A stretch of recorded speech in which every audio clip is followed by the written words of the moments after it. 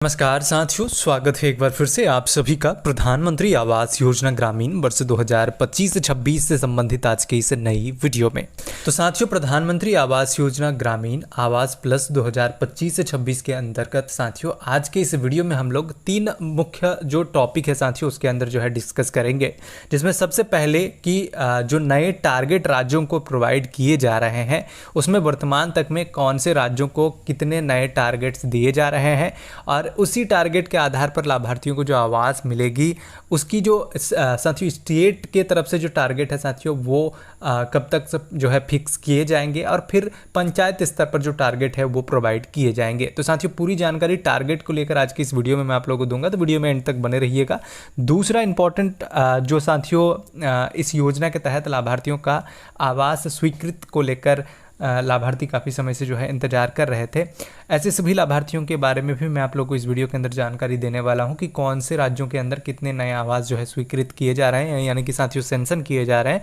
और ऐसे लाभार्थियों को कब तक उनके खाते में जो पैसे हैं वो रिसीव होंगे। और साथियों जो तीसरी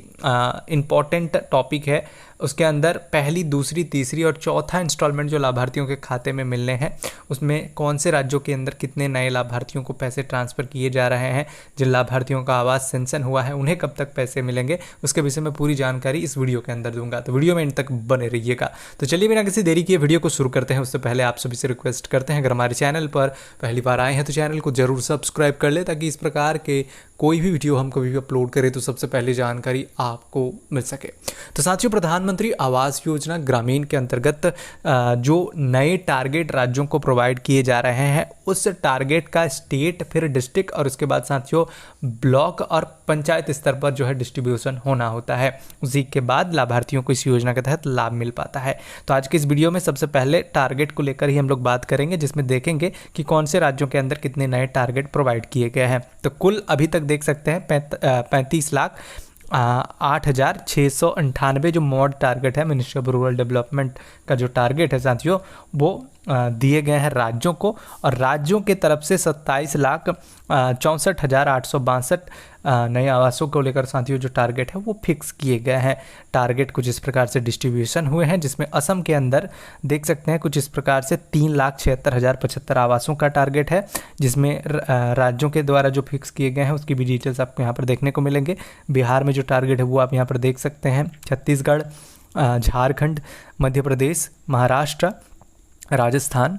और उसके बाद जैसे हम लोग नीचे आएंगे तो कुल जो टारगेट्स वो हमें देखने को मिल जाती है। तो वर्तमान में ये जो टारगेट है राज्य है जहाँ पर ये नए टारगेट्स जो है मॉड की तरफ से दिए गए हैं, और राज्य की तरफ से भी ज़्यादातर जगह पर जो है फिक्स कर लिए गए हैं। कुछ ऐसे राज्य हैं जहाँ पर अभी स्टेट टारगेट फिक्स नहीं हुए हैं। तो ऐसे में साथियों जो लाभार्थी पंजीकृत हो रहे हैं, ऐसे सभी लाभार्थियों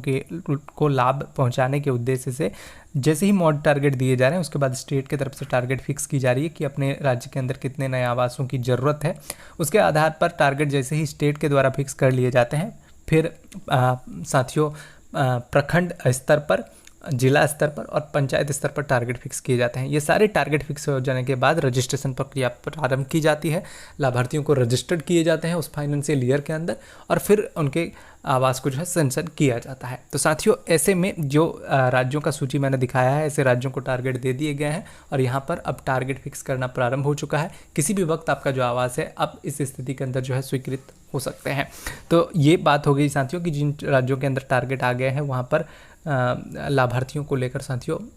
जिला, प्रखंड और पंचायत स्तर पर जो टारगेट दिए जा रहे हैं उसके विषय में। उसके बाद बात करते हैं कि लाभार्थी जो काफ़ी समय से इंतजार कर रहे थे कि उनका आवास कब स्वीकृत होगा, तो ऐसे जैसे ही साथियों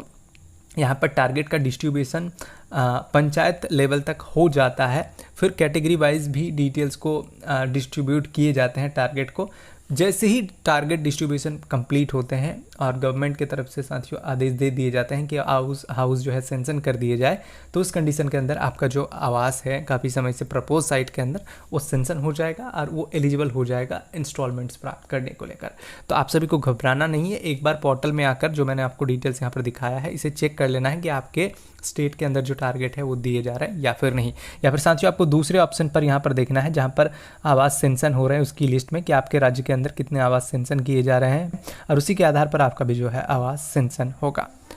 और इसके बाद साथियों जो मुख्यतः लाभार्थियों को जो है पैसा मिलना होता है उसमें पहली, दूसरी, तीसरी और चौथी इंस्टॉलमेंट होती है। तो ये स्टेप बाय स्टेप सबसे पहले लाभार्थियों को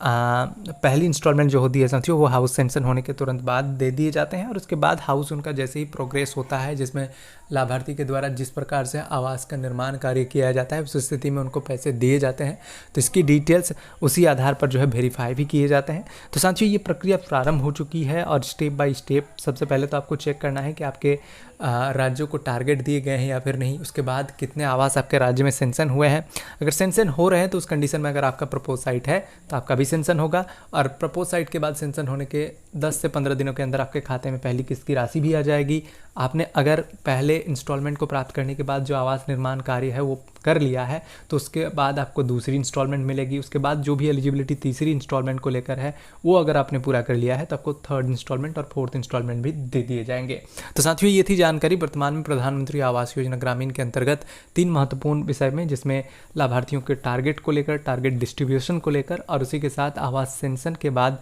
लाभार्थियों को जो इंस्टॉलमेंट्स मिलने वाली है उससे संबंधित। अगर जानकारी अच्छी लगी तो वीडियो को लाइक करें। इस प्रकार के और भी अपडेट्स प्राप्त करने के लिए हमारे चैनल को जरूर सब्सक्राइब करें। धन्यवाद।